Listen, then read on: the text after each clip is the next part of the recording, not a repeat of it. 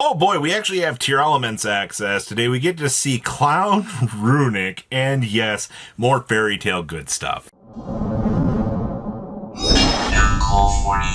sure you guys smash the crap out of that subscribe button so you guys don't miss out on more the minute that you bring back Fairy Tale Snow into a format, I figured we would have a lot more discussion about, Tearalaments coming back into the spotlight, but no. Actually, we didn't even get a lot of that discussion. This is the first Tearalaments deck that we've had actually coming through and doing something. Now, there is this little guy down here. We can also exceed some of this using a rank 6 zombie exceed that we control. Also, shout out to Pilgrim Reaper. Finally, we can detach 5 in style and then slap this bad boy onto it to give us the ability to detach 2 materials from this card to target an attack position monster opponent controls or one monster in the graveyard and attach to this card's material. Okay, yeah, sure. This now turns Pilgrim Reaper into even more of a potential menace. I did not actually think about combining the Undying Legion and Pilgrim Reaper together, but this is it's definitely something. Now, in terms of cool little shocking things, honestly, Fairy Tale Snow's about as good as it's really going to get with this deck, right? You also do, you have the shufflers back to kind of reset your resources on, the RNG that you find them. And I do think that this deck is a lot more reliant on something like Super Poly providing you with some board clearing opportunities. You really do have to find solutions to break through these boards in this current era. And I think that this is going to be a great opportunity for you to do so. You're also going to notice, we're doing 2 Scream, still have to play Bad Karma, but I understand, right? This card is very much a necessity to these lists. Also, going with the 2 Tearalaments Heartbeat.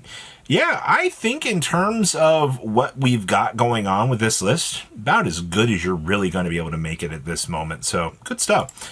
Next up, I'm horrified to see this because I know at least one person that's going to take a look at this and they are going to jump for joy and they are going to try to build Runick Clown Crew because this deck has some particularly sinister things going about. So first of all, the Runick stuff's going to provide you with the field control. It's also going to give you the RNG to kind of take away certain problems from the opponent. Clown Crew is also going to provide you with the draw power that you're going to need to be able to get the job done and to go even further beyond. We have the Mitsurugi cards in here to make this list even more of a headache to walk into.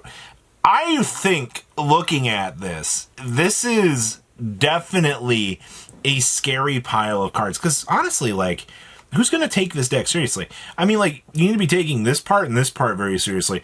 But the minute you throw Runick into this equation, a lot of people are going to start discounting this. And they're really going to start to go, oh, is this actually a real thing? Yes. You're also going to notice we are citing New Face down here. We have the viruses on standby that we can actually pull these in. We do get to see Wozu as an option to board itself in. But that's it, folks. This is probably the local Buster special. If you are really wanting to go into a tournament setting and just be able to do some crazy stuff, I think that this is probably the pile deck for you. It's got enough of the little crazy off of the wall resources that this deck is just, it's going to catch people off guard. And that's 99% of what modern era Yu-Gi-Oh is. It's creativity to be able to push you into a better position to just win games. Good stuff.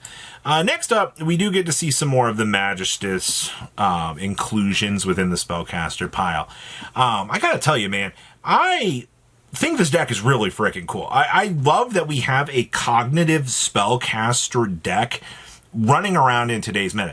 It might not be doing super crazy good, but it's definitely become one of the strongest rogue challengers that we've been doing. And also, yeah, we don't exactly have we don't have enough stuff to, fully blow out and do the extra Witchcrafter lines. We're more reliant on, having access to Crowley, for example, to be able to go into lines. We also have Renona and Spenta. The TCG version has become very TCG-ified. You know, we also don't have Borreload Savage Dragon to, you know, cheat up with Zoro. Well, God, if we had access to Borreload Savage Dragon, to slap an Artemis on top of it and to have a protection piece on every board, you know, this deck would be undoubtedly way more consistent, but that's honestly not what we're here to argue about. We're here to see Fairy Tail Luna control is still very much still a topic of discussion. The Genia of the Ring actually filling in the void for this deck. TCG exclusives actually helping out a deck in a set that's pretty uncalled of in the modern era, because we just don't really get to see that level of extra dedication these days. But no, Genia of the Ring actually slots into this very well. And also, I mean, this deck is playing Metamorphosis. Like, you have no reason not to be playing Insta-Fusion Metamorphosis, both of which are just amazing support cards that auto can bridge you into things. And I mean, just taking a look at what you've got down here in your extra deck, I think most of the tools that you're able to work with are pretty self-explanatory. So your Spellcaster toolbox continuing to look very good. Crown's also one of the most expensive assisters in the format. Next up, we get to see some Sky Striker action. This made top 32 out of, I believe it was Croatia Nationals. To get a top 32 finish with Sky Striker is not too terribly broken, but it really comes down to like the tech choices right now. Striker, ever since Joshua had, you know, kind of innovated this deck and kind of set a lot of players on the path of the build that they had at the time, a lot of people aren't really choosing to like innovate. But now we're kind of back on that because we get to see some Bystials popping into the equation here. Being able to provide bumping out of the graveyard is really good. But also, you know, we get to see Droll and Lockbird coming in here and absolutely just being a devastating piece for you to lock down the opponent. Obviously, Droll is still one of the most powerful hand traps that you can have in today's meta. It's not going to be a banger in every matchup. I mean, we're not here to argue about, you know, how good this card is in every matchup. It's here to cover the matchups that it's good in, and if it's going to be bad, board them out for some Lava Golems and what other, you know, cards you're going to need for whatever mode shift you're going to be going into. Obviously, you know, you have Fuas. You have plenty of good cards to shift around. Obviously, if you're going to go second into a more aggressive deck, you have things like the Dark Willow No Mores to also provide you with that. We also have Lightning Storms. And I mean, heck, man, you got a Thrust to bring you into whatever other additional cards you're going to need. Also, I do like the triple Solemn Accusation and the one Solemn Judgment.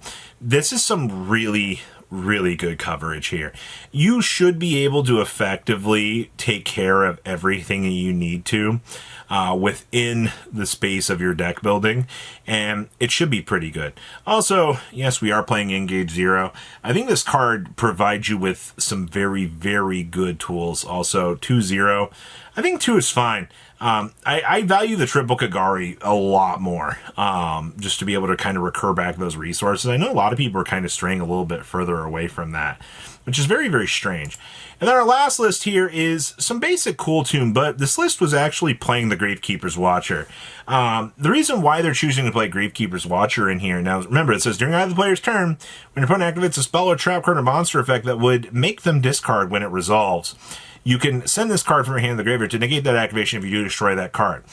So in the OCG, this stops Mind Shuffle. We're not quite there yet, but this stops Branded in High Spirits from actually getting a chance to resolve. And actually cutting them off of Branded in High Spirits actually is very, very, very good. And the fact that, you know, you will be seeing that multi-purposing tool set coming in here in just a little while is going to be good. We also got to see some Deltas and Gamma providing you with spell and monster negations. I think Playlist has been pretty solidified right now as one of the better cards. You will be continuing to play this in the side deck. And also Reframing pops in. We also do see Called by the Grave. If your opponent's bringing in like more hand traps against you, that's where you know you're going to want to bring this in. But I mean, like, Effect Veiler has rotated back into the format right now. This card is going to be providing you with some great, great imbalance control. I do think Veiler being back, though, also will be stopping a lot more of these off-of-the-wall choices. Also, you are side decking the one Ogre with one Ogre in the main. Probably are rotating out, you know, whichever one of these two, depending on, you know, how your matchup's going to go. But quite honestly, a lot of very, very cool ideas present here. A little bit more than I really expected to see, and that's actually kind of awesome. So what do you guys think? Leave a comment down below, tell me what you guys think, and I'll see your beautiful faces back later in the day, guys. Patrons! Thank you.